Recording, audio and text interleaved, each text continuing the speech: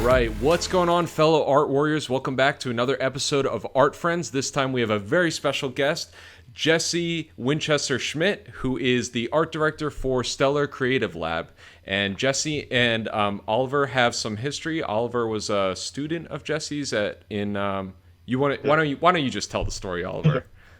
So Jesse was my tutor at VFS for a couple of terms, was it? It was till term 4, I think. Yeah.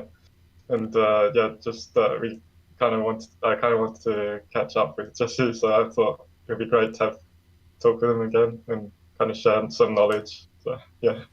That's awesome. Yeah, thanks for having me, guys. Oliver, you were a standout hustler, man. Much respect for that. I love seeing artists push themselves hard, and you definitely did that, and you inspired me, man. So happy to be here, and nice to meet you as well, Nick.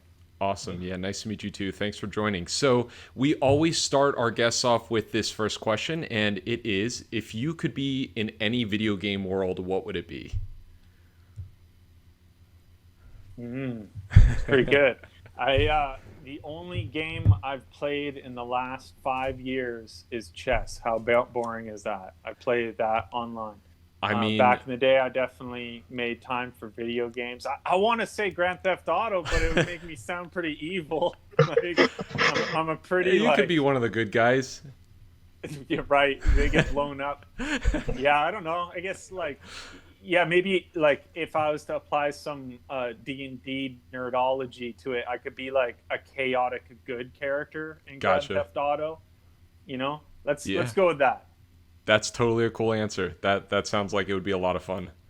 Awesome. I think so. Yeah. So you're kind of one of the only art directors we've really had a chance to interact with, and I think that's mostly going to be what this episode is about. So I don't need you to go through every single little detail, but just kind of how did you get to be where you are? Were you somebody that always did art? Did you go to school for art? What did your general journey look like? Cool. So I went to Sheridan College in Ontario, Canada, and I took classic animation. The idea was that would allow for a career where I was drawing, and that's what I wanted to do. And it seemed a little bit more of a viable career than most. It was either that or graphic design. Those seemed like viable careers that you would draw. And so I went for animation. I love film, always loved storytelling in film.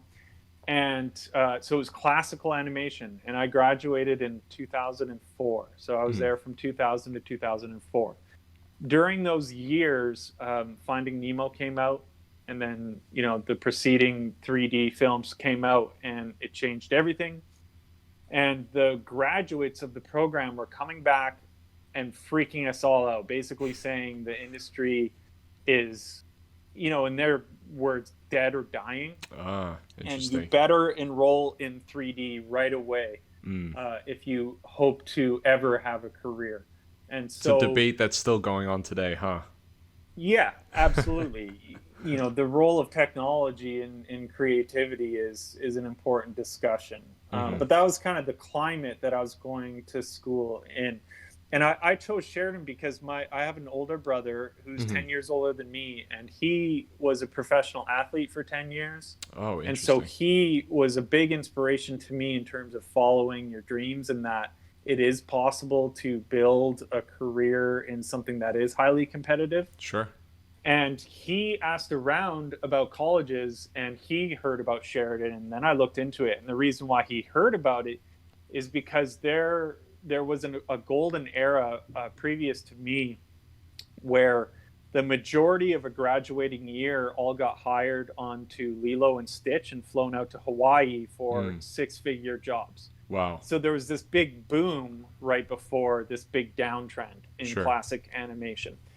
So a lot of my peers, I'll try and streamline this a bit. A lot of my peers went into 3D. I enrolled. I got accepted into a program. And then as fate would have it, just before I started that program, after 4 years of classical, I had an opportunity with a friend on a very low-paying freelance contract doing classical animation for an underground hip hop music video. Interesting.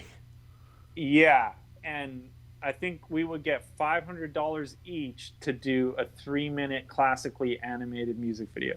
Keep in mind, this is 2004. Sure. So, almost no money. Yeah. And that 3 minutes of animation is longer than you'd think. Yeah, that's a ton. It's a ton. I mean, we took a year to do 1 minute in our final year of classic animation. Wow. But I went for it, and here's where you start to see the quality in me that allowed me to survive the first 10 years of my career, which led to art direction. We took that gig, we did a good job, we made it work, we found an economical approach, meaning a viable way of animating 3 minutes in a month. So we called it ghetto-mation, basically. It was a low quality animation that emphasized humor, basically. But here's the thing about me. While we were working 70 hours a week on that music video, I would put in an extra 2 to 5 hours every night learning Maya from scratch. And after we kept going with more low-paying contracts, and after about 6 months of me putting in those couple of extra hours per day on Maya, I had made a short film. YouTube had just started in those days, and I put it on YouTube. And that got me a call from an animation studio in Toronto, and they brought me in for an interview. So I'm sorry. So the short film was an animated film. Yeah.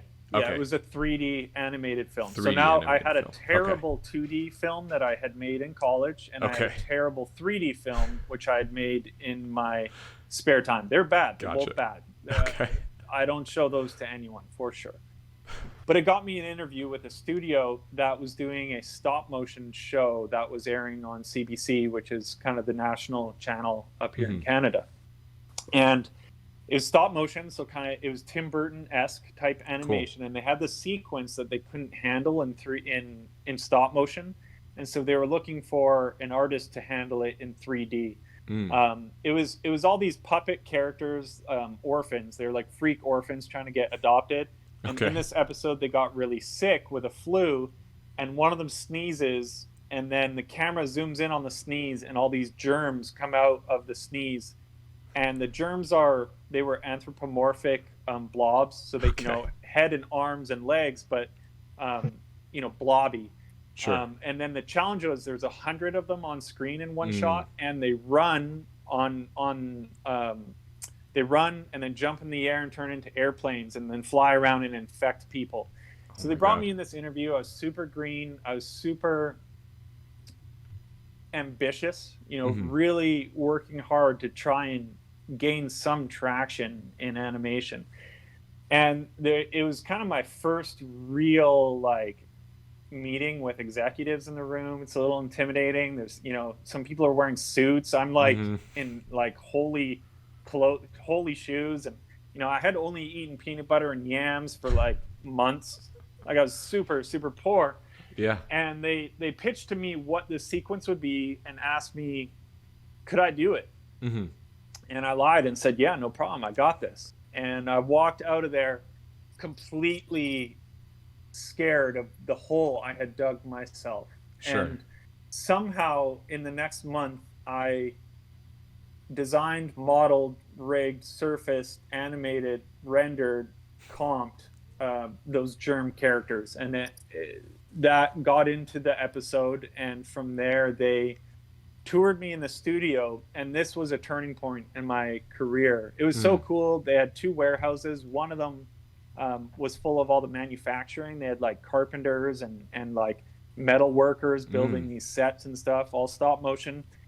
And then there was this one little room with 3 people in it. I was like, what's that? And they're like, oh, that's the art department. Anyway, if we go over here, I'm like, whoa, hold on. And I ended up being offered a job in their art department. So for the next 6 months until the end of that production, I did everything from matte painting to 2D effects to background painting to some character design. And that was my introduction to animation art departments, and an epiphany for me. Sure. It was at that moment that I realized, okay, the industry is changing. 3D is on the way in, but every show, be it 2D or 3D, apparently has an art department. And any show has a script full of assets, characters, props, backgrounds that need to be designed. So this is what I'm going to do. And I spent the next 10 years bouncing around art departments, mostly in Vancouver. I moved back out to Vancouver, where I'm from, and did that. And what I found after about 10 years is I kept my hustle up. So every day I would go home and do at least 2, if not 4 hours of extra drawing and painting. And one area I became particularly interested in was color keys. I got to do some for some direct-to-DVD movies I'd worked on, Thomas the Tank Engine movies. Don't get too excited. Back in the day, you know, my nephews were pretty stoked I was working on Thomas the Tank Engine. But for me, I was definitely unsatisfied and you know, dreamed of getting into feature and you know, other things. Anyway, I had the opportunity to work on some color keys for a directed-DVD Thomas the Tank Engine movie, and I loved that task. And I said to my art director at the time, Boris Andreev, shout out to awesome Boris, you know, I love doing this color key work. Could I be the color key artist? And in his Soviet-born Russian accent, he said, well, maybe, but the problem is your paintings are pretty shit. I cried my way home and cried myself to sleep, and realized, you know, there's some truth to what he was saying. I had always liked painting. In fact, I've always preferred it to drawing. That being said, drawing is crucial in painting. Sure. But I've just always enjoyed painting. I never took it seriously enough to invest my work ethic into refining it as my primary skill. Gotcha. You know, if I had spent those hours that I did learning Maya and learning these other things, if I had invested all that in painting, I would have made progress in that area quicker and sooner. But it took me a while to realize that's what I love, and it took me a while to allow myself to say go for it. You know, I for a long time I thought, oh, you have to learn 3D, you have to do this, you have to do that. On one hand, I'm very glad I learned 3D. I was just using it today for some feature concept work, and it helps my painting for sure. But I think that's an important part of the story, is like figuring out where my exact passion was, and getting to the point where I really committed to giving that my everything. That was a big part of my path towards being an art director. Interesting. It seems like this first job like kind of broke you into multiple different disciplines like right off the bat. So I think that in itself was probably a good thing for you, not knowing 100% like what direction you wanted to go in. What I wanted to ask though, you said you did some matte paintings during that job. Like did at the time, did you feel like they were quality enough? And then once you got that feedback later, you retroactively looked at your work and you're like, oh man, maybe I wasn't the best person for the job or something like that. Did you ever doubt yourself for having those like professional experiences so quickly? Oh yeah, good question. I've always really struggled with a ton of doubt. In the spectrum of artistic skill sets, you know, painting has always been a more confident area in my range. Okay. And I've always struggled with character design. That's my weakest point. But day to day, just as an artist, I've always struggled with confidence and self-doubt for sure. Like all of us. Yeah, like all of us. It's really part of the journey for sure. So to, you know, all the young, new, fresh artists out there, just know that it's part of the ride, and the more you can really learn to appreciate the ride for what it is, the better it's going to go. It's challenging for sure. Yeah. But the more fun we can have today, accepting that our skill is never going to be where we hope it to be, but in the meantime, we can learn to really enjoy the process of trying to get better.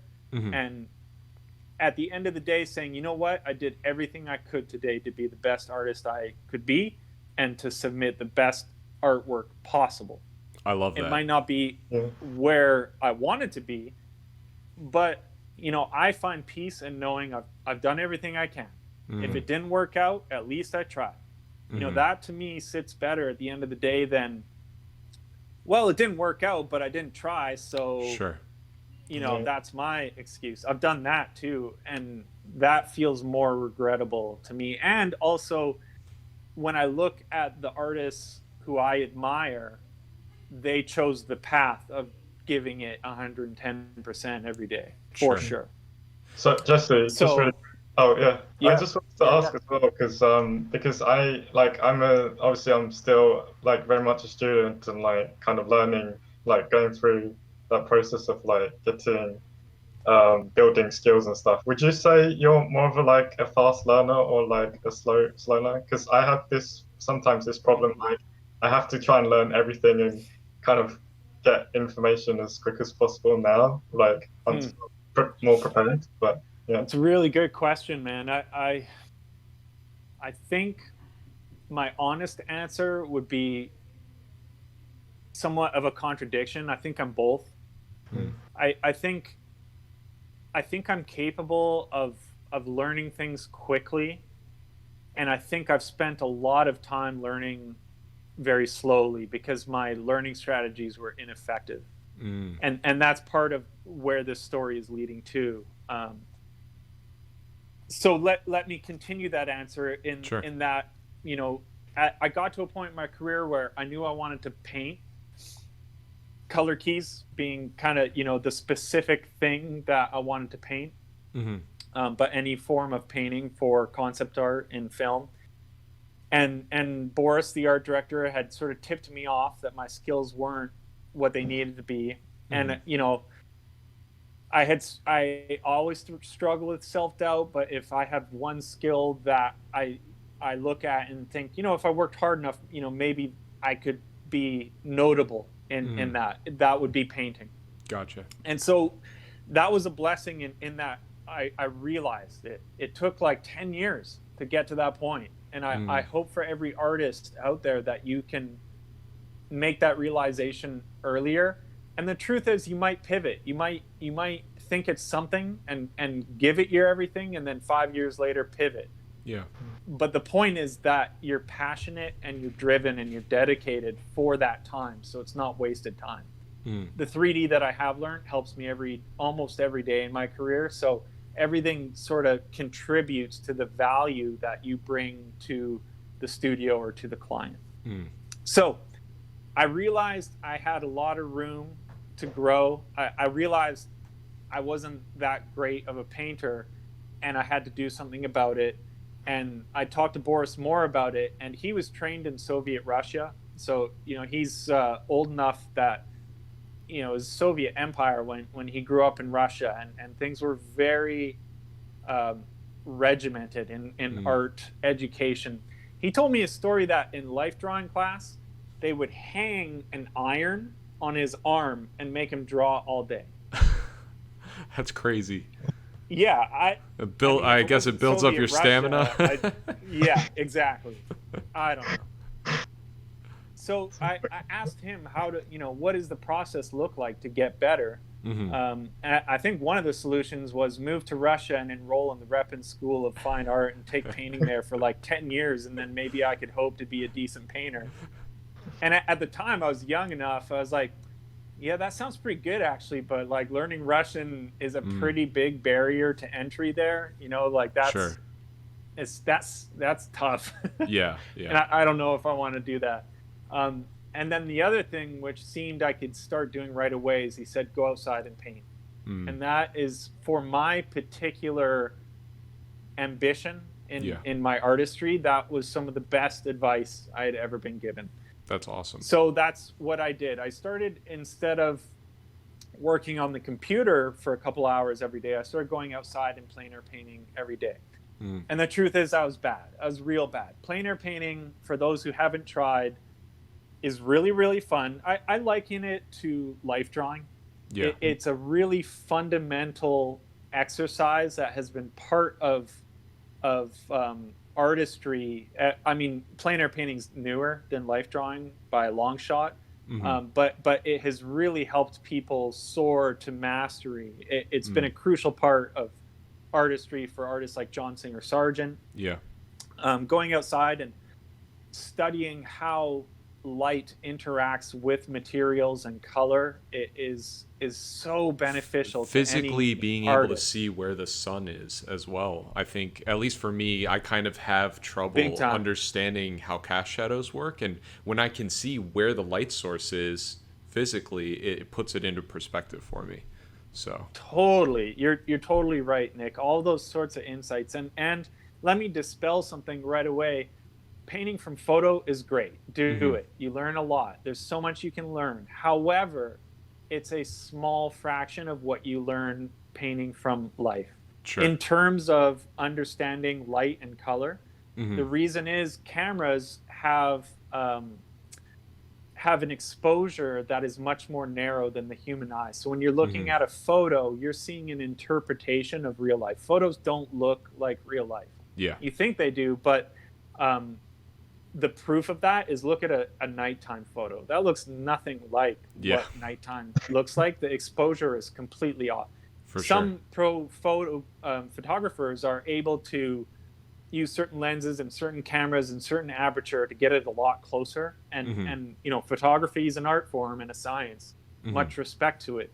But my point being, there's a mountain, an endless mountain of information and study in plein air painting. So when I started it, I got my butt kicked. I got my butt kicked for years on end, and I loved it, and I kept at it.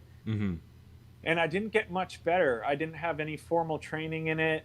At the time, it wasn't, no one really like talked about it. Now it's gaining momentum, particularly in the animation industry, because of artists like Zach Retz and his brother Tad Retz, who's an amazing plein air painter. It's really sort of like demonstrating to the entire industry that it has a really valuable place in an artist's skill set. If you're a character designer, you better be life drawing. You better be. If you can't get into the life drawing studio, then you have to be cafe sketching. Bring your sketchbook everywhere, draw people. If they think you're creepy, then you're drawing people with a creepy expression on their face, right? Like, it's crucial. If you want a character design, you have to life draw. Sure. If you want to do anything that has to do with lighting and color, plein air is the thing. Also, painting still lifes is really, really beneficial. Cool. So, yeah, go for it. I was just going to say, because you say you like to paint outside. Would you say you kind of enjoy traveling, like, to different areas and places? Because I know, like, say, a photograph is like such a different thing until you're actually at the place, right? And, like, on the mountain. Yeah, totally. I do. I do definitely enjoy traveling. I plein air paint on my vacations for sure. The real passion, aside from the artistic component, is the adventure component of plein air painting. Last weekend, did you have Jesse Shilliport as a teacher, Oliver? Yes, I did for a couple times, but he had his head injury, I remember, for accident. He had a concussion snowboarding. Well, he's recovered, and I really like him. He's a good dude, good first name as well. And I was just with him last weekend, and we went plein air painting. And to speak to the adventure component, we went into Cypress Falls, which is on the north shore of Vancouver. You hike into a canyon, and then for probably 1 or 2 kilometers, we were wading through high current waters up to our waist, even our chest at some points. With my gear is probably 50 pounds. I bring quite a bit of gear between food and gear. So that's on my head, and you're in quick moving water, and a couple kilometers up this canyon, it opens up into this massive waterfall, and there's a swimming hole. So that component of adventure combined with the art is, to me, I feel like I've really lived that day at the end of the day. So yeah, you have I more really memories like attached to the painting beyond just what you're seeing at that point. Totally. Yeah, for sure. Yeah, I love digital art too, but I mean, I don't get the same thrill from Googling as I do from, Sure. hiking through a canyon for sure. I grew up camping and hiking a lot with my dad, so that kind of played into it as well, I think. So I think, turning point one was like realizing there's art departments and I wanted to be in them. Two would be I really love painting and color and light. How am I going to get better at that? Oh, it's plein air painting. And then three is I realized I wasn't making much progress. And I've struggled with this in my career the whole time, in that my effort has always been 10 out of 10 or close to. Sure. Over the years, between 8 and 10 out of 10. I'm a hard worker. Yeah. But my progress, kind of speaking to, am I a quick learner or not? Well, certainly at times I've not been a quick learner, because I could see I was working hard. When I talk to other professionals, they're like, dude, you wake up at 5 a.m. every day and go paint? Yeah. And I would look at what they were doing, and they weren't pushing themselves that hard, yet they were progressing over the years quicker than myself sometimes. Some of them are super talented people, and I knew I had to find a better way of learning. So at the time, I had pivoted my day job. I knew I needed some change, some new challenge, and mobile gaming had started becoming popular. So we're talking like 2010, about 2010.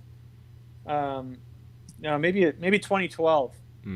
I rejigged my portfolio to target mobile gaming. I essentially made a new portfolio, and I, rather than formatting for widescreen film, I formatted a bunch of artwork for vertical iPhone.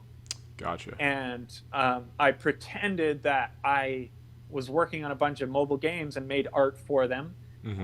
And what tipped me off is while I was working at a studio, someone was building a mobile game, and they asked me to design the main character. So I did, and that kind of tipped me off. Like, oh, this is fun. It's an interesting new platform for art. And at the time, because it was so new, not a lot of great art was in it. So there was this opportunity, and I encourage all artists to keep their eye on the horizon for what's next. And, can you jump in there and get a head start?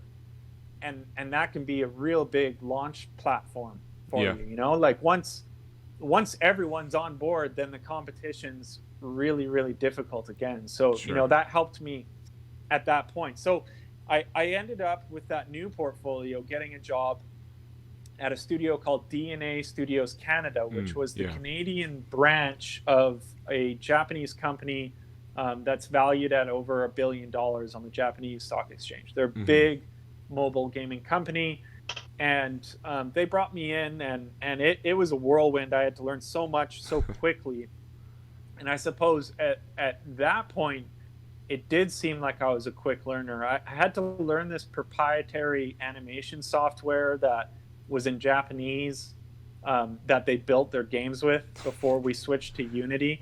That's crazy. So I did that, and I read this book called The Lean Startup, which is kind of the Bible for agile business development, which it came out of Silicon Valley. It's this kind of theory of business that is very advantageous in technology-driven companies. So it's basically how to create technology faster. And I learned that because it's mobile gaming, and it was relevant, and all the leadership there was talking about it.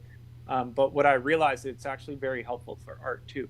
So I spent a couple of years at this mobile gaming studio, and I learned my management chops there. I moved into a management position, which partly I think is because of my personality and the number one thing. Again, my brother gave me good advice when I was moving into management with that company, and he said there's this myth about management, and it's that a lot of people believe a manager is there to govern the people, lead the people, and maybe there's some truth to that. But he said, what I want you to do is visualize yourself as supporting your team rather than governing them. So Pixar actually talks about the upside down pyramid or triangle in their business culture, and it's the same idea. The people who are by title at the top, the director being the top of the creative, is actually at the bottom of the pyramid supporting everyone. So it's a different mentality. I'm not going into work saying, do this, do that. I'm going into work saying, are you clear as to what you're trying to accomplish today, and how can I help you get there better? Yeah. What's going on with you that I can help take care of and make your job easier. And that sort of approach, it went well. And the company recognized that, and they ended up closing down the Vancouver studio, offering me more money than I've ever been offered to go work at their San Francisco studio. And I turned down that offer to go teach at VFS, which I'm glad I did. Gotcha. I met Oliver. Really quick, when you were a manager, were you producing any art, or were you just strictly doing managerial type stuff and admin stuff? Yeah, lots of art. It was challenging because my productivity I always looked at it, and I've slowed down a little bit as I'm getting older, but I looked at it as I was an artist on my team. So I filled that role, and I tried to be as productive as an artist on my team. And I was the manager of that team, so I also had to do that role. So was it like an art lead kind of role? Yeah, the title was animation director by the time I left there. Okay. But it was a 2D animation studio, so it was very much like about the art as well as the animation. Sure. So yeah, definitely both. I was leading a team in-house, and also there was times when I had, I think, up to like 12 artists freelance that I was managing as well, which was really challenging. That's not for most artists. That was really stressful, and I think most artists want to do their art, and managing outsource can be consuming and stressful. So unless you really see yourself as enjoying working with people and that component of it, it's probably not for everyone. Managing in-house it's a lot different than managing outsource.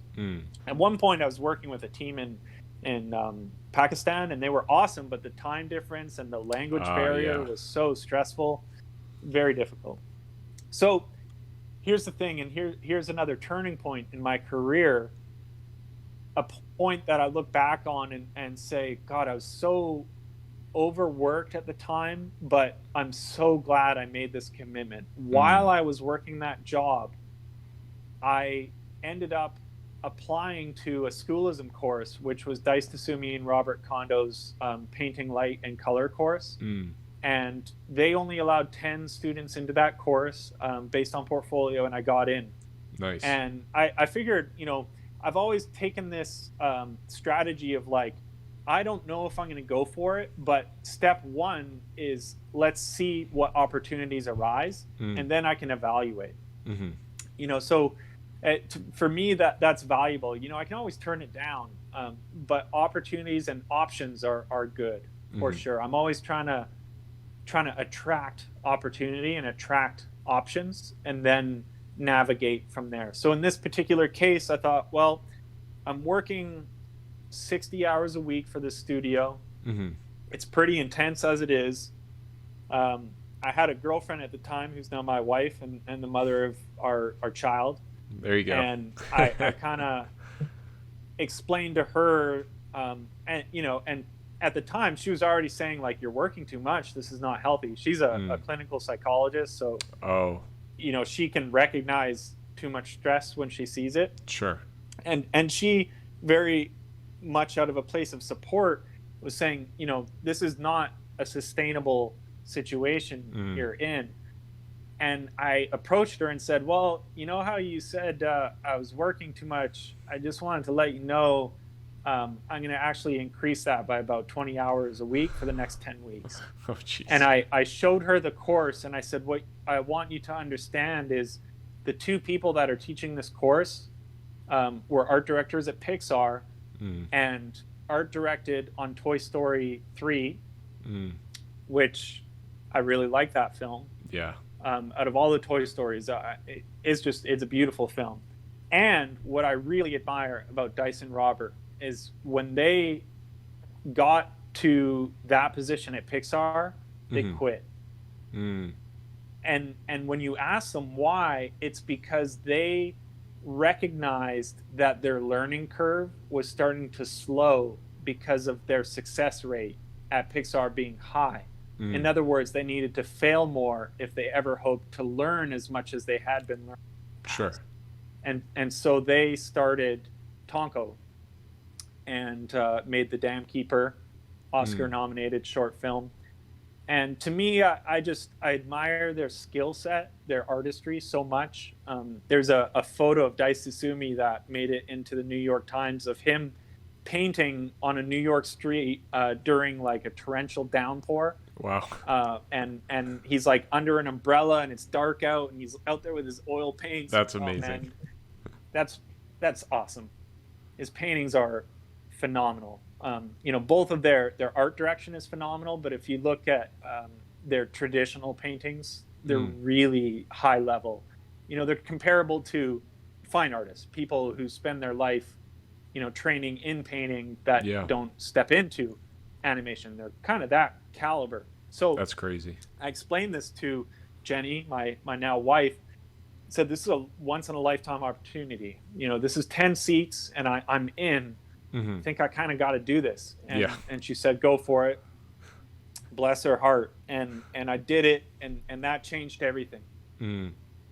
It taught me a lot about painting, and it taught me a lot about light and color. And maybe very briefly, the way they designed that course, and you can take that course as a subscription model now, but they only taught those 10 students.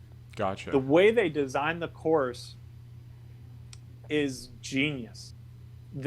I'm sure, and I've talked to them since then, and they kind of confirm they structured it to lead you to epiphany, so that it's like some Karate Kid, like you got to do like the first 3 or 4 classes. It was like, okay, do 100 still life paintings. So Karate Kid, like he had to like wax the car. He wanted to learn kung fu, but the master's like, okay, wax my car for like the summer.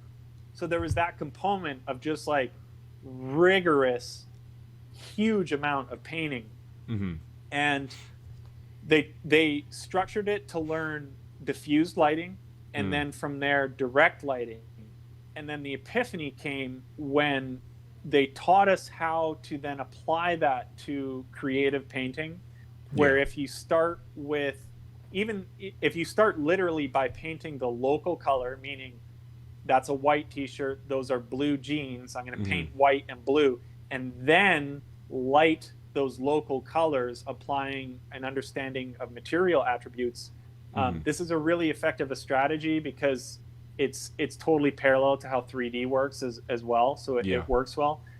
But also in traditional painting, if you just think that way of like, okay, this is a sunset and that van is white and it's local color. However, in this lighting condition, it looks very orange now, particularly against the more neutral rocks that are next to it. So they built this course that just like, it blew my mind. It blew my mind. It felt like they opened this door for me that I got to walk through. So at what point? It felt like they brought me to the top of a mountain hill with a beautiful view. That's awesome. So at what point in this 10-week course did you move from the study rigorous portion to the more creative side? When did that happen, Yeah, and how long did you get like, to do creative stuff? yeah, it was probably like 2/3 of it was the rigorous component before it switched over to painting from imagination. Gotcha. So that's a good question, because I think there's value to that. Yeah. In that, like, they designed that very effectively. The majority of it was study. Yeah. Look at those objects and figure out how the light is working. We'd set up a still life and paint it diffused light, by diffused light coming through our window, and then set up a lamp on the same objects and turn on the direct light and repaint them. So you can literally see how it's changing. Exactly. Yeah, that's awesome. For anyone interested in painting, diffused light, it's local color plus ambient occlusion, sky fill, rim light, those types of things. It's all it's very similar to CG as well. And then direct light, instead of your local value and color dominating, if the direct light is strong enough, then it becomes about the patterns of light and shadow, and your contrast is between light and shadow rather than dark and light objects. That's kind of a little crash course. So yeah, that course, right back. So you took this course before you taught at the school, correct? Yeah, just before. Okay. Yeah, that's right. They taught me so much about painting and lighting and color, and they start that course by saying, this is an endless journey. You can spend your life learning this stuff and still just scratch the surface. We hope this course is a launch pad for your further learning, which I thought was really cool. And so that worked for me, but something unexpected happened in that course, and it was that I learned how to learn more efficiently. Yeah. Because I got to see how they were able to create an epiphany in me, how they were able to create a course that did give me a big jump forward in my skill set and everyone else who took it. I knew that what they were doing was a good way of learning. So then I could pick any subject and try and figure out a similar learning strategy of like, okay, if I want to be a character designer, what are the components of character design? Well, certainly anatomy and structure, certainly, understanding shapes, certainly understanding how posing works and how expression works. So I can put it into categories, and then I can go, okay, if I want to learn expressions, what's involved in that? Okay, well, understanding a bit about facial musculature and skeletal structure is a big part of that. And then the performance part, like the theatrical performance of like how great actors convey their emotions, that's part of it. So then I can break that down into, if I want to study the theatrical performance of great movies, here's an exercise. Watch a great performance. Watch Taxi Driver, or whatever your favorite theatrical performances are, and pause the screen and do 30-second gestures of just the face of that one actor from every angle, and try and do 50 every day for a month. Right? You're gonna get better, right? And then that is one component of the spectrum that makes for a great character designer. So even if you're not doing that every day, maybe like Tuesdays and Thursdays is your time to study expressions. Yeah. And Monday, Wednesday, Friday is life drawing. Right? So you can. I was just going to say, like, speaking of the workout kind of thing and the training, I was talking. Do you remember Mace, my friend, classmate, Mace Tan? For sure. Yeah, he's a good artist. Yeah, we were just talking earlier, and we kind of remember your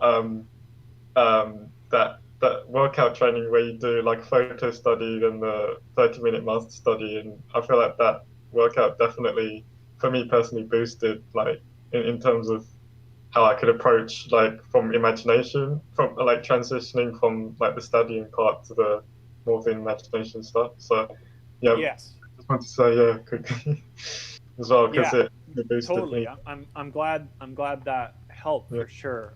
I've always really appreciated the analogy of train like a pro athlete. You know, it makes a lot of sense to me. If you want to play basketball, cool, play basketball. If you want to play basketball in the NBA, you don't just play basketball, you run drills, right? Depending, and then just like artistry, you can be defense or offense, and that requires a different skill set. Same as artistry, character design, background design, whatever it is you're into. So then it's like, you know, if you know your offense, and you know you got to get better at shooting, you got to get better at dunking, right? So then it's like what qualities make up those skills, and then what drills strengthen those qualities, right? And drills are hard, right? There's a suicide drill with that name because right, you'll feel like you're dying when you run a suicide drill.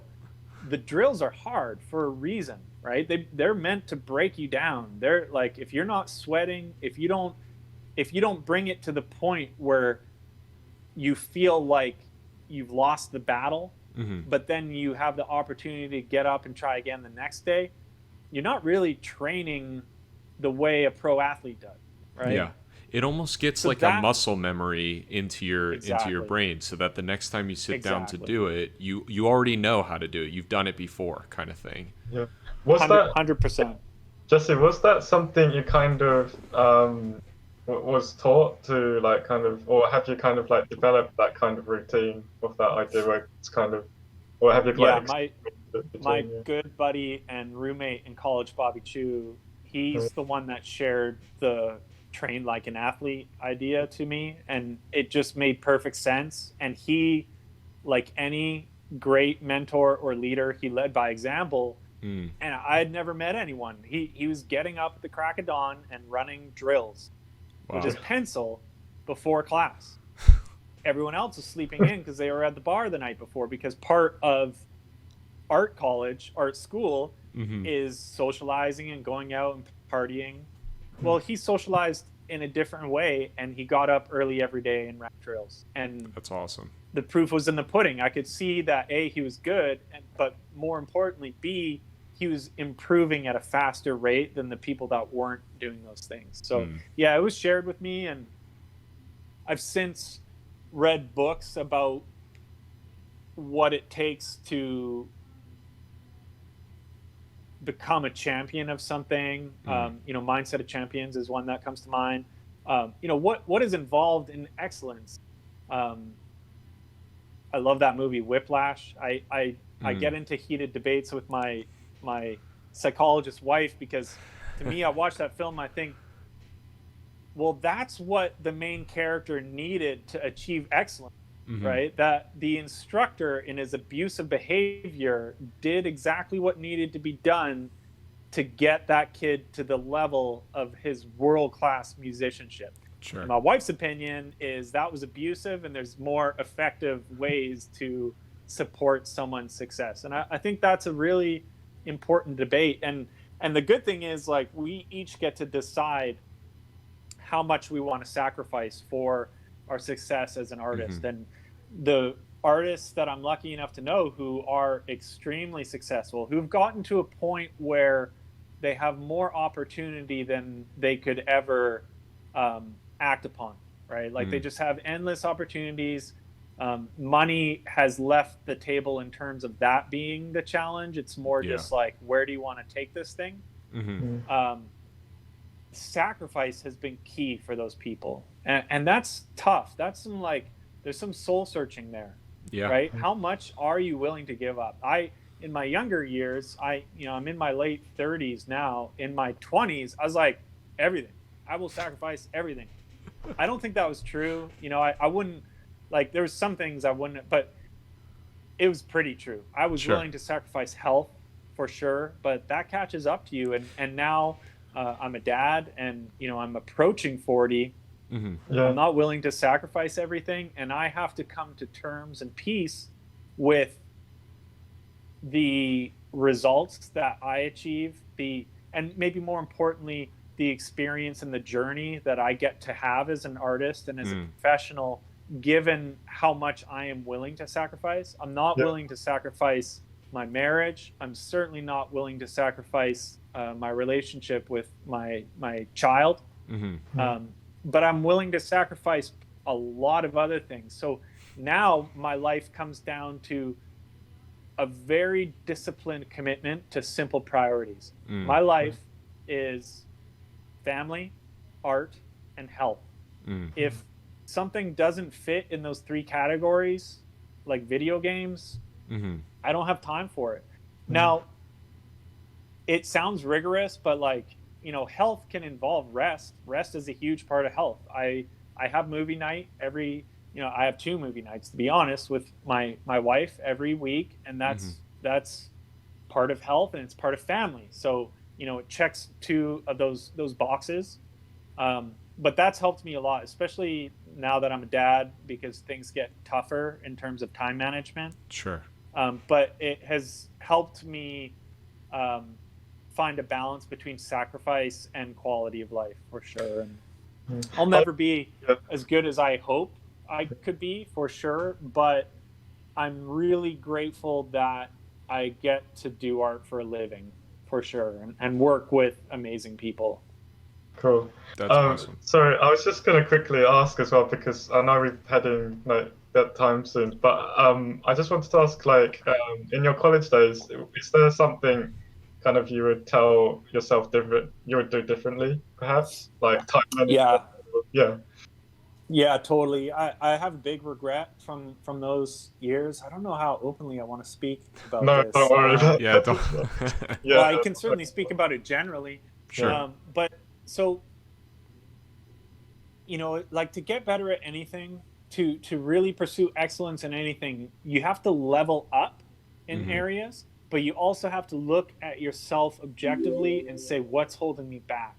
And there were things in my life that were clearly holding me back, and it took too long to give them up. And those things slowed me down for 10 years and had a negative impact on my life. I'm grateful that I'm able to look at myself critically without being mean. Yeah. You know, I never look at myself and say, you're an idiot or you suck. I avoid that terminology in my head. If I hear those words, I don't allow them. I said, that's not allowed here. But what I do really emphasize, looking at myself and saying, you know, you did well here, but like in that particular painting, I'm not happy with how you rendered that.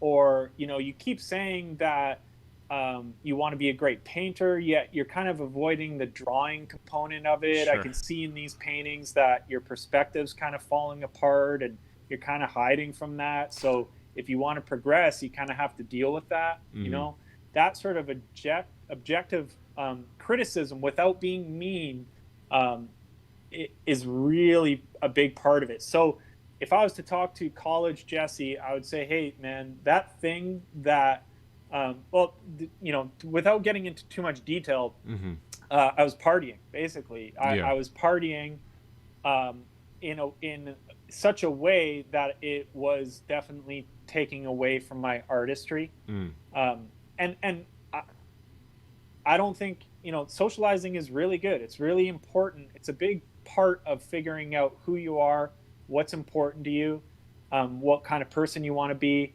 And those relationships you establish, especially in your younger years, will be a blessing, you know, for the rest of your life. I still have friends from back then. So I'm not saying don't do it. I'm just saying, look at, if you really want to do well, look at every area in your life, from what you eat to how you sleep to how you manage your time to the people you hang out with to the amount of exercise you're getting to your workstation and the ergonomics of your desk and like every single component of your life. Is there anything there that is stopping you from being the best you can be? And if so, you might want to consider dealing with it. Yeah. So I was partying too much and it took too long I wish I had kind of done it more in moderation. Right. Kind of like getting a balance right. I think because that's something I'm struggling sometimes, like getting the balance of like social, because you have so many distractions as well. So like social media. More and more, man. Yeah. I'm glad you bring that up. Like if Yeah. I kind of don't want to leave this conversation without mentioning it. Like I'm not, I don't believe I know what's right for other people. That's who I am. Is like it's my job to figure out what's right for me. Mm-hmm. But applying what I was just saying of like looking at all the areas of your life and just trying to objectively ask, are there things there that are holding me back? Mm-hmm. I really encourage every artist out there to look at your use of your phone and your social media and video games and television, all of those technologies and forms of entertainment. How are they impacting your brain and your life and your artistry? That's for you to answer. I'm not making a judgment there, but be very aware, because a lot of very smart people are giving us some very strong warnings. The people who created the mobile world are warning us. They're saying we don't let our children, and I'm not saying don't do it. I'm just saying there are risks there. Be conscientious. So be aware how they're affecting you, because I want artists to succeed.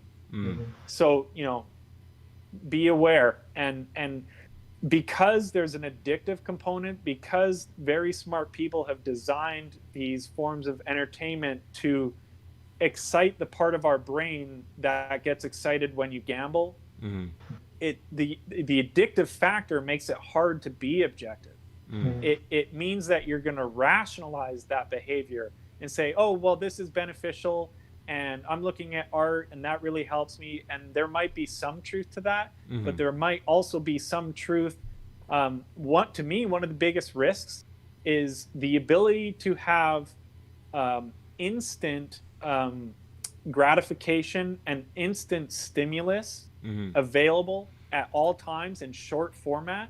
It's the opposite to what creating art is, because creating art requires decades of dedication. And even just in a drawing, you need to be able to sit there and focus for long periods of time, at least for an hour at a time. If it's less than an hour, how focused are you really?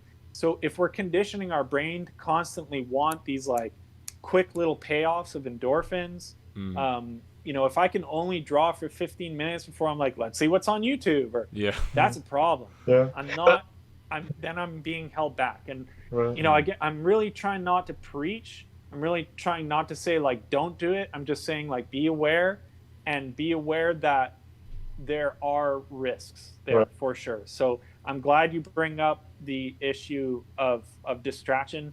People have always been distracted. It is getting extremely easy to be distracted now. Yeah, sure. I know you've got to go soon, but like just very quickly as well, like because obviously this whole pandemic has like changed quite a lot of like the workflow.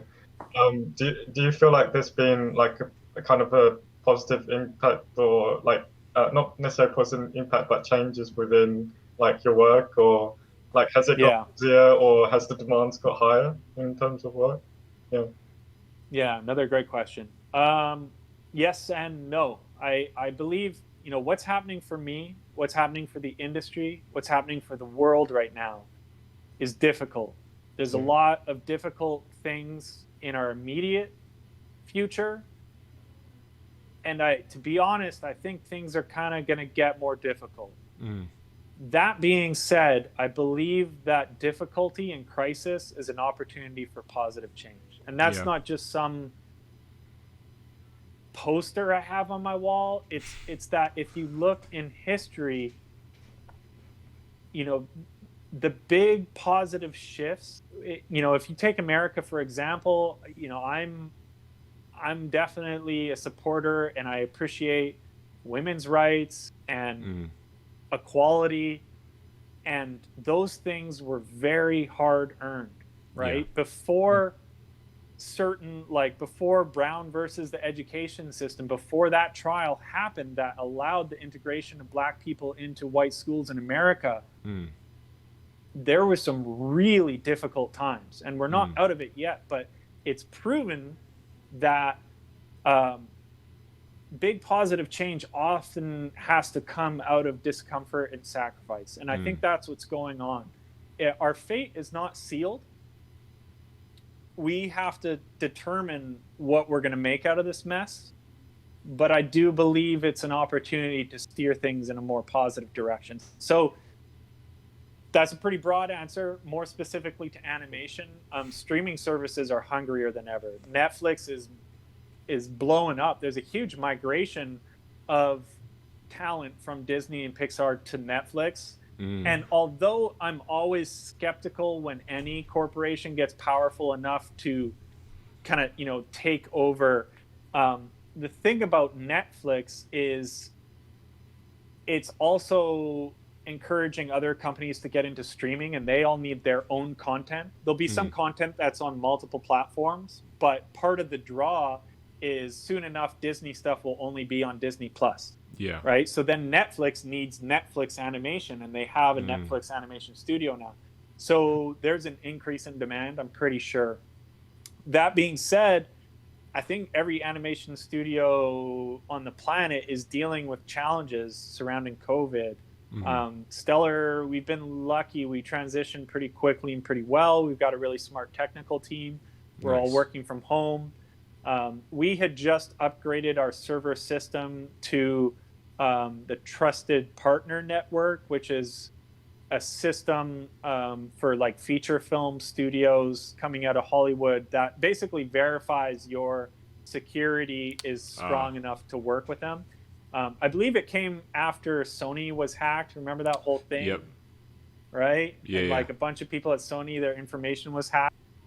So now if you're working with these big studios, you have to be certified. So, that added more difficulty. But yeah, man, like if there's a will, there's a way. The studio I am employed by, we're figuring it out. And there are definitely some challenges that are a result of COVID, but we're also, we have 2 original projects in development. Like we are writing, creating, art directing, building projects from the ground, as well as doing client work, feature film, visual development, and service work for big studios. So we have income coming in from our client work, working for studios, and we're investing in developing our own projects.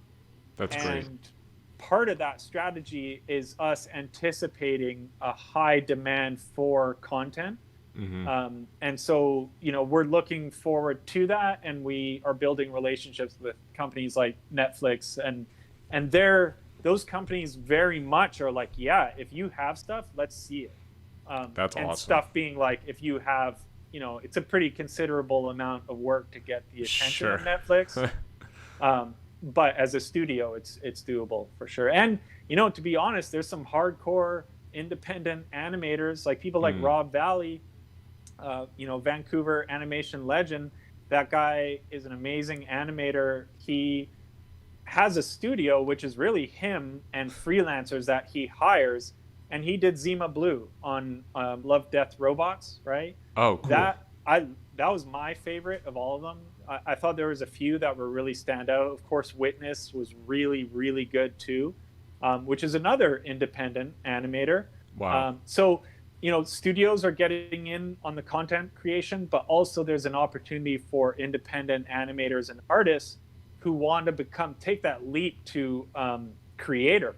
Like actually creating your own show. That potential is there more than ever, but that's not for the faint of heart. Like, of course, if it takes a hustle to, work for studios, and it does, that takes even more hustle. But it's happening. Some people are willing to make those sacrifices and work hard enough, and they're super freaking talented, so that they have the right combination. So, short answer is I think there's a lot of good things that are coming out of these challenges, but it's definitely challenging for sure. And I wish both of you good health, and thank you. Your family's good health. It's wild, man. I'm it's all about adapting, I think. Yeah. Oh, exactly. Adaptation. It's like in the next 50 years, the ability for an individual to adapt I think that's probably the most important thing to their success. Yeah. Because 5 years from now, it's a different world. Yeah. Elon Musk was just saying on Joe Rogan that he believes in 10 years from now, the need to speak language will be obsolete. Oh, that in jeez. 10 years, we'll be talking with telepathy with his Neuralink and similar technology. Oh, man. Now, that kind of freaks me out. right? I mean, that's if it wasn't Elon, I'd be like, this person's insane. Yeah, right. Elon's, a crazy genius. But my point being that the world is changing awfully quick. Sure. So totally agree. Adaptation is key. I think strong values are key. For me, family, art, health. So understanding when shit gets tough, how am I going to react to challenge? Well, when COVID hit, my career is important, but my daughter's more important. So we pulled her from daycare, and I went down to 2 days a week with the studio, and I took care of her for 5 days a week. She's back in daycare now, thankfully. But understanding those values, family being number one, it helped me navigate an abrupt challenge of COVID. And it allowed me to make a difficult decision knowing that it was the right decision for me. So adaptability for sure. Yeah, we'll see how things go. Also, one last thing on COVID, it is an example of how corrupt and insane media and the pharmaceutical industry is, that there's almost no discussion of how to increase your immune system. That's like no one in media is talking about that. It's all, when's the vaccine? Vaccines are important. I'm not going to get into that debate, but sure. Just like question, why is it that no one's like, hey, is there something we can do to have a better immune system? Like, well, the answer is like yes. on a personal note, yeah. I just want to give a little tidbit as well, and hopefully this isn't too much personal information, but I went to go see a cardiologist the other day, and I have like very slightly high blood pressure. The first thing the cardiologist said was, "Oh, do you want me to put you on something like that, something right now?" And I was like, well, is there anything I can do personally to kind of help out with that? She's like, yeah, just lower your sodium intake. I'm like, okay, I'm going to do that then. Like, why would I want to be on medicine? Especially, I mean, you're a young, healthy person. We want to be focused on prevention, right? Yeah. And not, pharmaceuticals are necessary, and we're blessed to have them as an option, but we don't want to get hooked for sure. Yeah.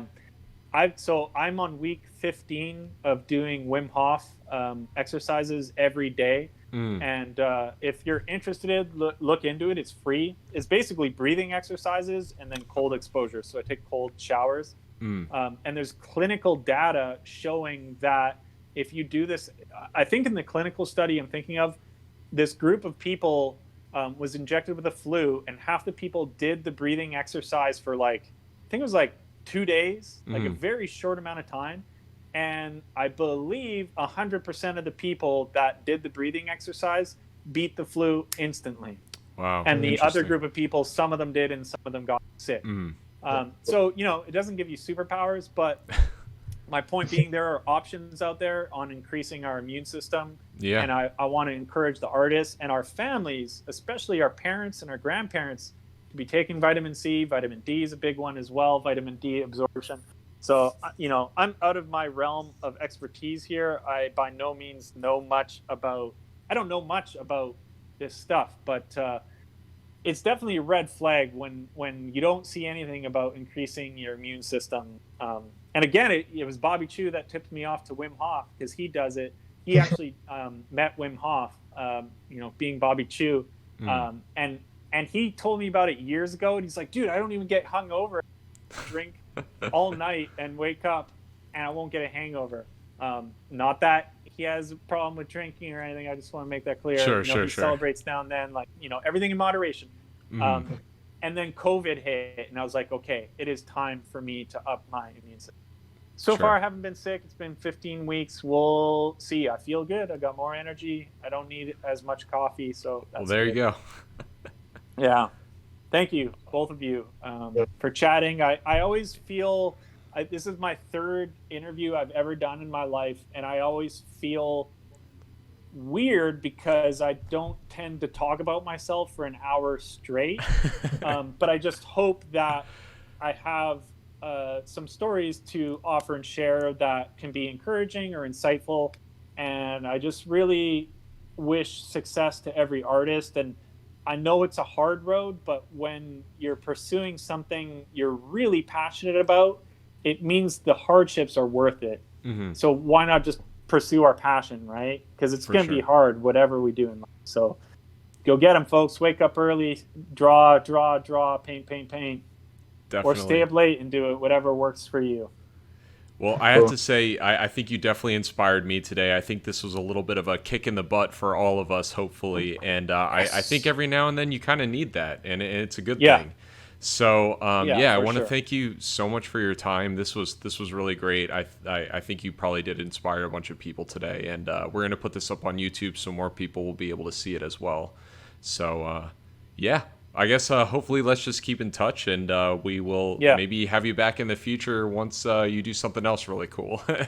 For sure. If we actually end up launching any of these original shows we're developing, I would love to share those. Yes, that would be great. Everything I'm doing right now is under a non-disclosure agreement. So I've worked on 3 movies in the last 2 years. I can't even name them or even say anything. So I'd love to come back and share more, and I wish both of you a lot of success with this podcast. And your questions are really good. They're better than most interviewers for sure. They're thoughtful and poignant, and I think very relevant. So kudos, and thank you very much. Awesome. Cool. Well, thanks, Jesse, and thanks everybody watching, and we'll catch you guys soon.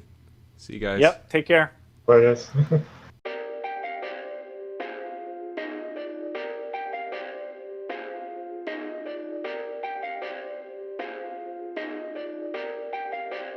Perfect.